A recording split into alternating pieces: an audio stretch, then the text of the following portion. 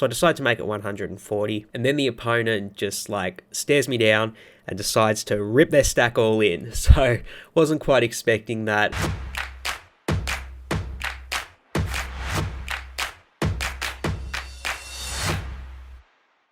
Hey YouTube.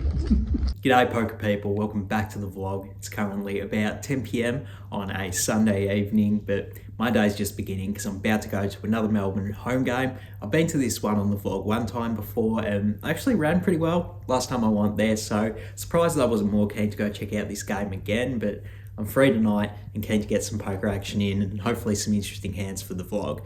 So without any further ado, let's get in this game. Excuse me if my voice sounds like crap, I've got a bit of a cold at the moment, but this game played as strictly a 1-3, ended up buying in for 500. Let's see if I can run it up. So very first hand session, we get a limp from an under the gun unknown player, then I'm in the low jack with pocket 10s, I raise it up to 20, and then some player who had been enjoying a few of the beverages at the game goes ahead and 3-bets it to 40, under the gun folds, the action gets back to me, and against a player who's honestly might be a bit intoxicated, I think this is a good spot to go ahead and put pocket 10s in your 4-bet range. We are getting a good price to call, but having said that, we are out of position, and I think the opponent's range is going to include a lot of just junky hands, which we're pretty happy to deny equity to now. So I do go ahead and 4-bet it to 130, and then the button kind of gives me a greasy look, but then does decide to call. So it heads up to a flop of Jack 6-4 Rainbow. The action's on me, and I still kind of want to go ahead and try and get a bit of equity denial with a bet here. If my opponent has something like King Queen, we're pretty happy to fold that hand out now, but we can get some value from like hands like Ace King or Pocket 8s, Pocket 7s, maybe even like 5-6 suited, something like that. We can get a bit of value with a bet here. So I decide to c-bet 80, and then the opponent gives me the same crazy look before folding the hand. So we take down the first hand of the session, running good so far. Next up, I'm under the gun with Ace-5 of spades. I go ahead and open it up to 10. Then a low jack player who had also been enjoying a beverage or two goes ahead and 3-bets it to 20. Then the action's round to the same villain from the previous hand in the cutoff. They go ahead and 4-bet it to 40. The action falls back around to my under the gun, and pretty tricky spot here. I really don't want to go ahead and call this bet just because it's a 4-bet and we're out of position to them. So I really don't like that play. I think we should either fold or 5-bet. Honestly, the best play probably is just to go ahead and fold. Whilst I think both players could just have absolute bananas in their hand, I actually don't think they'll even fold their bananas to a 5-bet here, just with the way the hands have played out and the previous hand where they did call my 4-bet with God knows what. So I think it's better spot to just use a linear 5-bet range and probably include hands like pocket 9s and ace jack, but with the ace 5 suited just lay it down. I make a slight mistake though. I go ahead and 5-bet it to 140. I really do think this is a mistake. Ace 5 suited is a good hand to use as a 5-bet bluff, but you really need to be able to realise fold equity when that's the case, and I don't think I have any fold equity against these opponents. So I make the mistake and 5-bet it to 140, and then both the low jack and the cutoff do call, unsurprisingly. So we go 3 ways to a flop of Queen 8-7 with 2 spades. So we do flop the nut flush draw. When the action's on me, the low jack only has about 350 left in their stack and the button only has like 150. So I think it's a pretty easy decision to just try and put them all in and see if we can get there with our nut flush draw. Or maybe we do have fold equity against a hand like pocket jacks or pocket 10s. So I rip it all in for 300 effective. The low jack snap folds and then the cutoff snap calls. Not exactly what we wanted. The cutoff ends up showing ace queen offsuit, so we got a lot of outs to get there, and the turn is the 7 of hearts. So not there yet, but the river, it's the 6 of hearts. So unfortunately we don't get there. The villain's going to scoop us on this pot, and I really do regret 5-betting. I think that's a significant mistake in the long run. Next hand, the main villain from the previous 2 hands limps under the gun. Cutoff limps as well, and I'm on the button with King Queen offsuit. I go ahead and ISO raise it to 30, and I get a call from the big blind.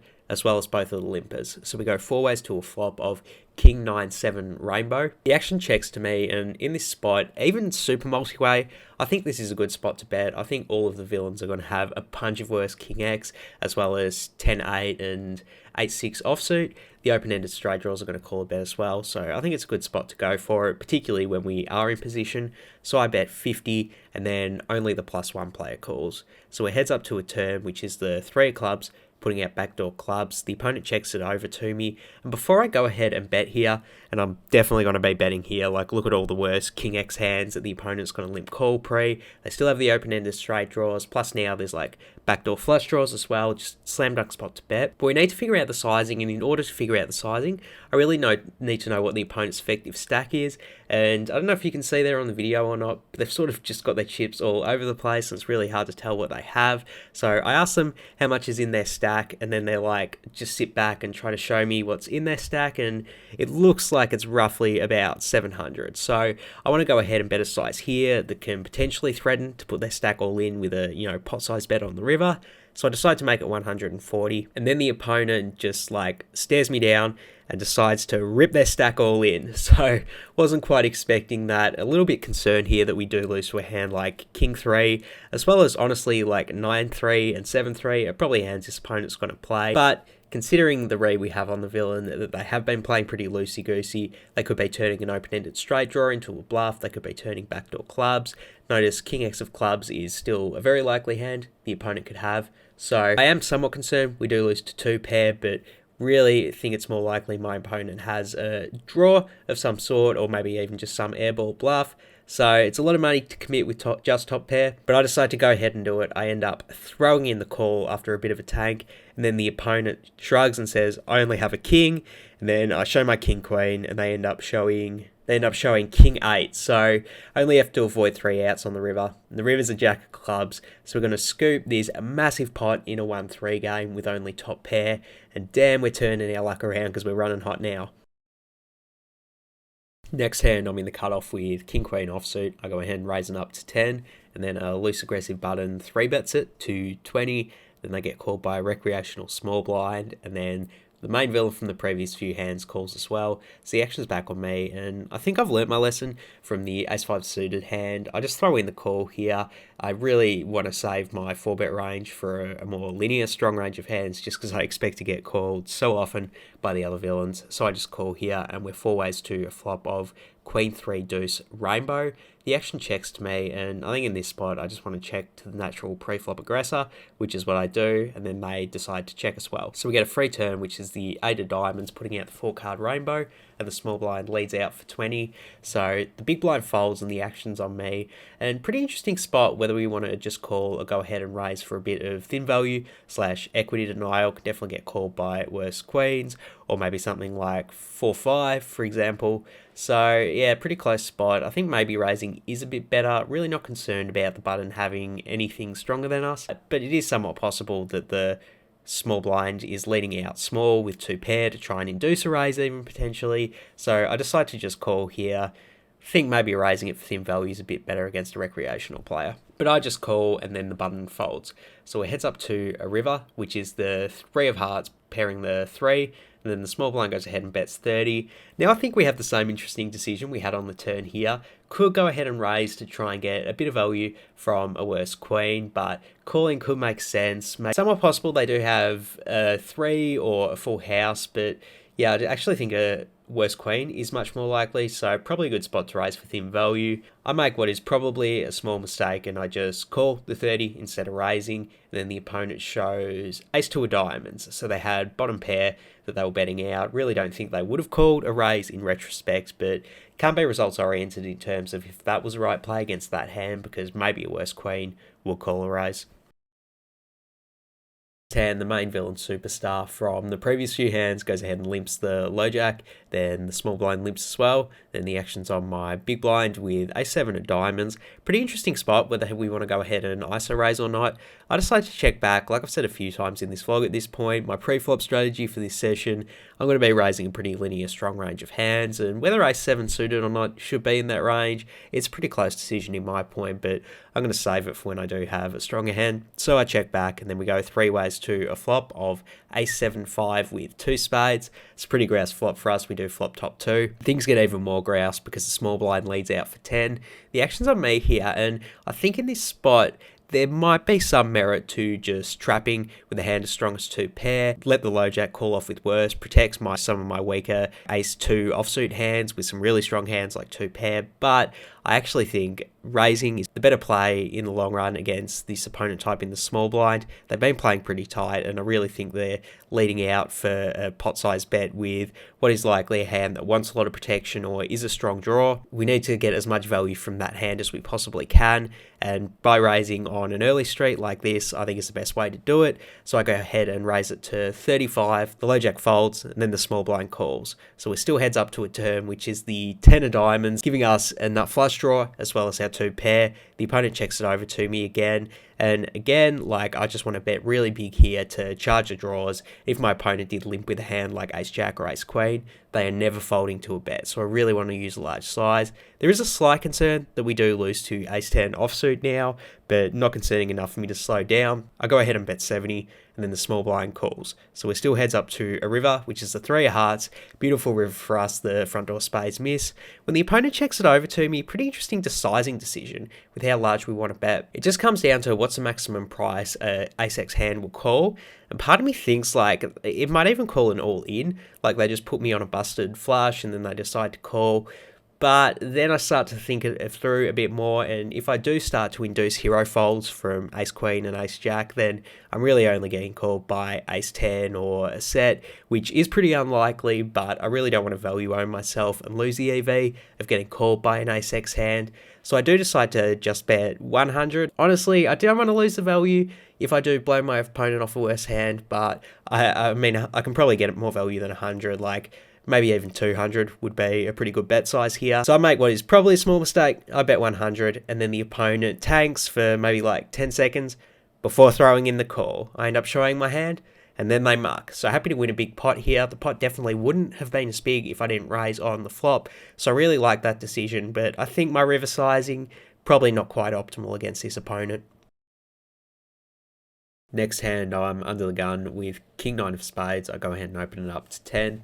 Then I get a call from the low jack, the cutoff, and the small blind. So we're 4 ways to a flop of ace, queen, 10, rainbow. Small blind checks to me, definitely going to go ahead and check, not trying to bluff 3 different people out of a pot, and then the action checks through. So the turns are 7 of diamonds, and then the action checks through yet again. So pretty uneventful hand so far, but the river is the jack of diamonds, giving us the straight, but putting out backdoor diamonds. Now the action's on the small blind, and they actually hesitate maybe like 5 seconds before checking it over to me. When they do, I'm not really sure what the hesitation means, but I don't want to miss any potential value I could get by betting, just because this is a really good river card for me to bluff, so maybe some opponent levels himself into calling with 2 pair. I did decide to bet this time. I made it 25, then the low jack and the cutoff fold, then the action's back around to the small blind who hesitated before checking, and this time they check raise it to 85. The action's back on me. Definitely concerned, having that they called out of the small blind pre-flop that they do have a lot of flushes on this board. 9-8 suited, 5-4 suited, 6-5 suited, does make a lot of sense as well. So concerned like they could have a flush. It is somewhat possible that they do have a king X hand and they're trying to bluff us off of a chop. But having said that, we actually only chop with the other king X combinations, so the pot odds to call are sort of split in half by the fact that we chop with a king, then the fact we also block with a king. We can discount king jack, so probably bets on an earlier straight. I think the right play probably is just to go ahead and fold this hand here. I think we're against the flush a lot more often. It's not what I did in game though. I sort of convinced myself that it could be a king X and then did the pot odds wrong and threw in the call, only for my opponent to show me 6 deuce of diamonds. So not only did they have a flush, but it's actually like they're going to have a lot of flushes here if they're calling with 6-2 in the small blind pre-flop, and we got owned pretty hard on this hand. Big mistake calling in my opinion.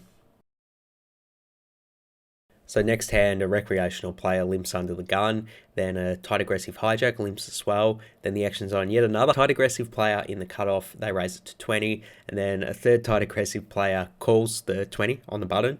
So I'm in the big blind with ace jack of diamonds, and pretty interesting decision here whether we want to 3-bet or just call. The reasons I would like 3-betting are if I did think that the cutoff was raising too wide over two different limpers, then we're basically going to win a lot of money by 3-betting and denying equity to 4 different ranges here. But the flip side to that is the reason that I actually like calling is trying to deny equity to 4 different opponents.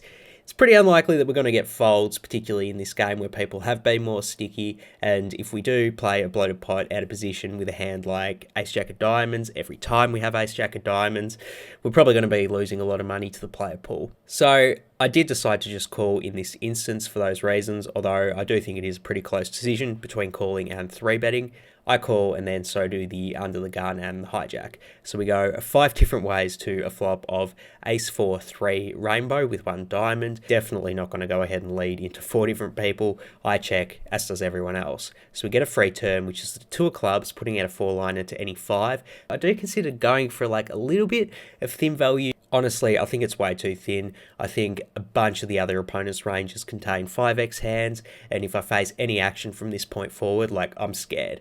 I'm scared, to be honest. So I think it's a really good spot to just play cautious, check it over to the opponent, and maybe even check fold, in all honesty. I check it, and then the rest of the opponents check through. So we get a free river, which is the 8 of clubs. The action's on me again, and I still check it. Really think it's too thin to go for value. I'm probably only getting called by 2 pair. So I check it, under the gun checks, and the hijack finally decides to bet. They lead out for 70, then the cutoff folds, the action's on the button, and they go into the tank for probably like 2 minutes. And whilst they're in the tank, I'm thinking with what I'm going to do with my decision here, which just as a little PSA to all live poker players, when someone else is in the tank and it's your turn to act next, you can use that time to think what you're doing, okay? You don't need to have them tank and then you tank too. Just make your mind up then, okay?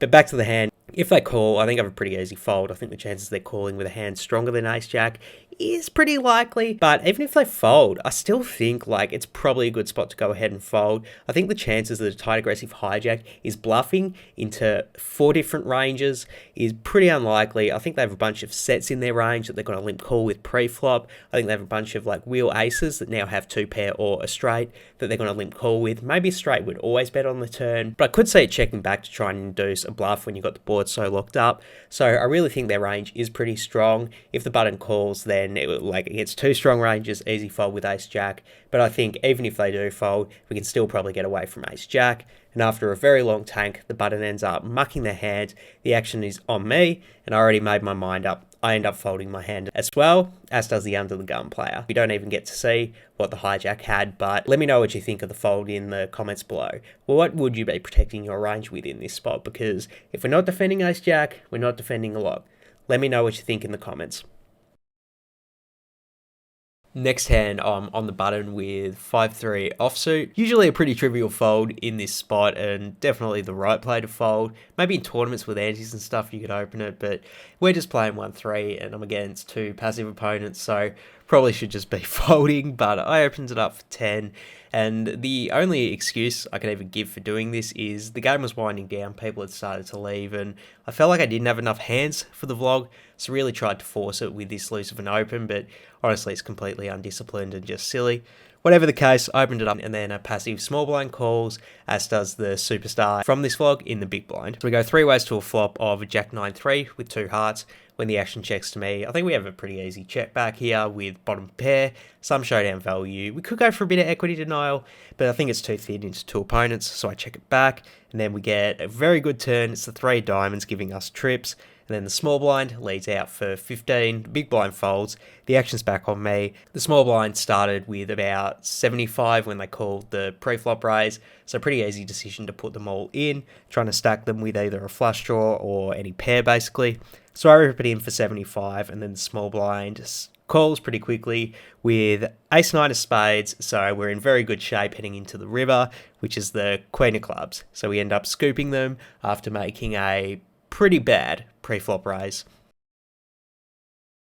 So we got one final hand before we wrap this thing up, and we're only playing 5-handed at this point, and the action starts off with the superstar of this vlog, Under the Gun. They go ahead and open limp, as does the cutoff, button, and then I'm in the big blind with a 3-2 offsuit, and at least this time I have a decent excuse to play a completely trash hand. I just check it back. So we go 4 different ways to a flop of 5-3-3 with 2 clubs. I kick things off, and I do think there might be some merit to just leading out here with your trips to try and get value from 5x plus. Having said that though, betting into 3 different people, I really do prefer checking it and letting them bet off worse hands. Probably wouldn't be leading many other hands than trips anyway, so maybe leading kind of face up. So I check it over to them, and then Under the Gun cut off check, and the button goes ahead and bets 15. I consider check raising here to try and build a pot against a 5x plus hand, but I really do want some trips in my check call range, just because if we do have a hand that is 5x or like pocket sixes or something, we don't want to just be check calling with those hands. We do want stronger ones to defend our range. And I think since we have the worst kicker possible here, this is a good one to use as a check call. So that's what I do. I throw in the call, then Under the Gun folds, and the cutoff calls. Still 3 ways to the turn, which is the 5 of diamonds. Pretty bad turn, actually probably the worst turn card in the deck for us. I go ahead and check it over to the villains, the cutoff checks, and then the button goes ahead and bets 15 again. The action's on me here, and I think versing this sizing, we have a pretty clear call. I'm still very concerned that either of the opponents could have 5x, but the price is just too good here to hero call. And it's somewhat possible that they're still going for like a little bit of equity denial with like pocket sixes or an ace high flush draw or something like that. So I throw in the call, and then the cutoff kind of rolls his eyes and folds. So we're heads up to the river now, which is the 2 of spades. Not that we needed that to make a full house. I go ahead and check it over to the villain, really hoping to get showdown for cheap here, but that's not what happens because they go ahead and bet 75. Absolutely gross spot for us. I think they have a bunch of 5x, like ace 5 offsuit, 6-5 offsuit, king 5 suited, jack 5 suited, like a bunch of that stuff is definitely in their range, and I'm very concerned that I lose to it. So definitely merit to going ahead and hero folding here. But it is somewhat possible that they were betting with a flush draw that missed on this river, and they're using the opportunity when I don't check raise a turn and I don't lead the river. It's pretty unlikely I have a 5, and they could just be trying to attack my range, where the strongest hand I'm going to have here is a 3. So if they do have, ace 8 of clubs, we know this opponent plays like 6-2 of clubs, stuff like that, they could be going ahead and trying to bluff with it. So do have to give them some credit for bluffs, and this is one of the stronger hands we're going to have here. Like I explained, we don't have that many 5x once we check the river, so I do go ahead and defend my range by throwing in the call, and then the opponent shows me 6-5 offsuit. So unfortunately they got us on this river. Let me know what you think of the call in the comments below. I'm going to go with the C+ for today's gameplay grade. Overall, I wasn't super impressed with my performance today. There's a few glaring errors that dragged me down. The most obvious one, I think, is opening 5-3 offsuit on the button.